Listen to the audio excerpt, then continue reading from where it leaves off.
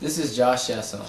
For SATC 112, Assignment 4, I'll be reporting on the chemical benzene. Benzene is a known human carcinogen. It primarily affects three systems of the body: the circulatory system, immune system, and nervous system. Its chemical compound is classified as a hydrocarbon. This simply means it contains hydrogen and carbon atoms in a volatile organic compound. Benzene is a widely used chemical in the United States. It is a colorless liquid and has a sweet odor. It evaporates quickly in the air and partially dissolves in water. It is a highly flammable chemical and is formed naturally. Benzene is in the top 20 most used chemicals in the United States. Used with other chemicals to make plastics, resins, nylon, and synthetic fibers. It is also used to create rubbers, lubricants, dyes, detergents, drugs, and pesticides. Benzene's natural sources are volcanoes, forest fires, crude oil, gasoline, and cigarette smoke.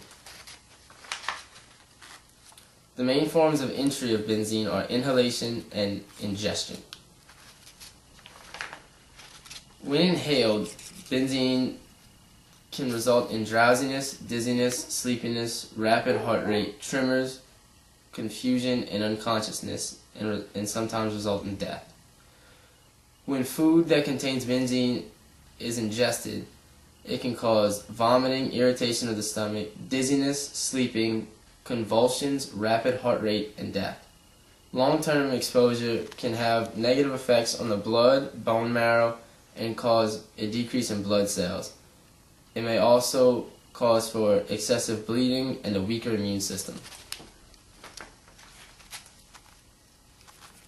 The permissible exposure limit of benzene is a 1 part per million, or ppm, as a time-weighted average concentration of over an 8-hour work shift. The recommended exposure limit, or ppm, of benzene is 0.1 and a 10-hour time-weighted average, and a 1 ppm as a ceiling of any 15-minute sampling period. The threshold limit value of benzene is 0.5 ppm as an 8-hour time-weighted average. This concludes the presentation on benzene. Thank you and stay safe.